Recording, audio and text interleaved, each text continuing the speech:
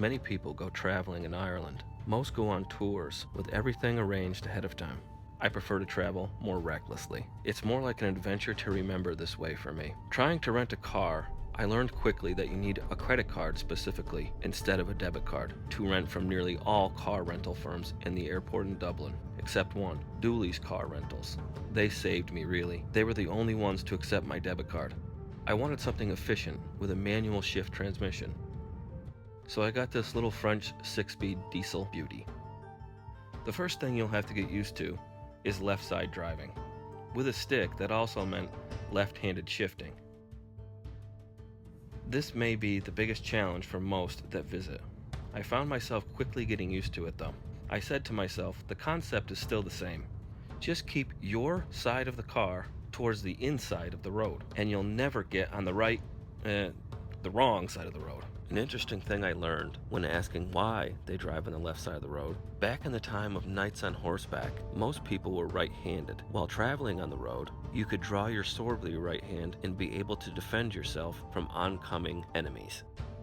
Another thing is kilometers per hour, but that is quick to adapt to, as the gauges and road signs match. I'm glad I made this choice. Driving in this great little country gave me the freedom I wanted to see and do as I pleased, at my own pace, in my own time. Google Maps on my iPhone was all I ever needed.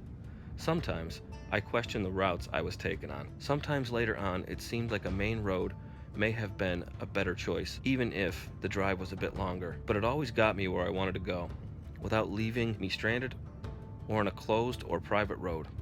In the end, off the beaten path made it much more interesting.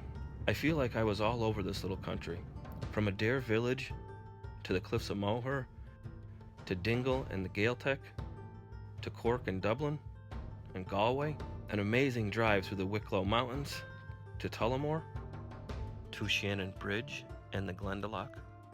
All just me and my iPhone, no clue what was around the next corner or where my next bed would be. And I just have to give a shout out to the best bed and breakfast in Ireland, the Castle Lodge in Malahide. It's right outside of Dublin, has the best breakfast and the best hosts. I highly recommend it. Go see Jerry and tell him Alphonse sent you.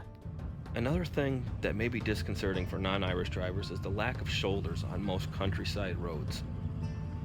The roads are much more narrow and are much less forgiving than I was certainly used to.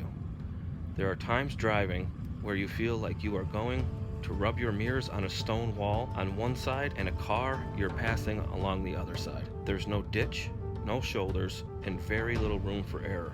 Overall, if you are not very confident in your driving skills and your ability to adapt to very different conditions, you may want to travel with somebody who is. If you are a novice driver, you may find the stress too great to really enjoy yourself. Or then again, you may find yourself getting better in a big hurry. Either way, the freedom to explore and do as you please is worth it.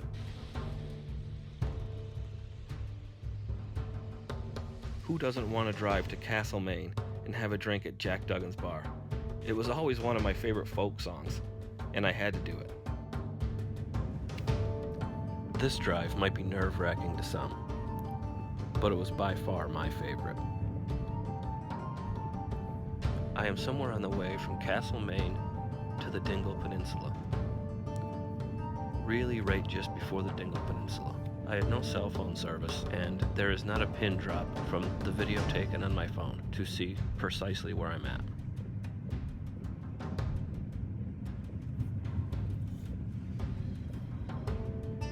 The wind was blowing so strong that it was moving the car around the road. To your left is a straight drop to the sea, and to your right is some rocky, jagged cliffs. You can't see very much around the coming corners, and if a car comes the other way, the only thing you could do is back up, or the other car has to back up to reach a wide spot in the road to go by each other. It is just too narrow.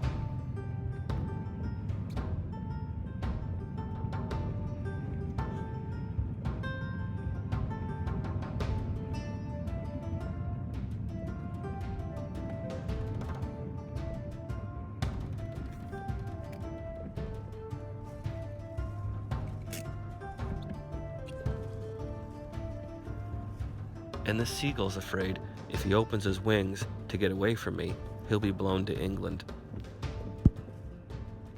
Check out my other video on Ireland, specifically on the Cliffs of Moher. Thanks for watching.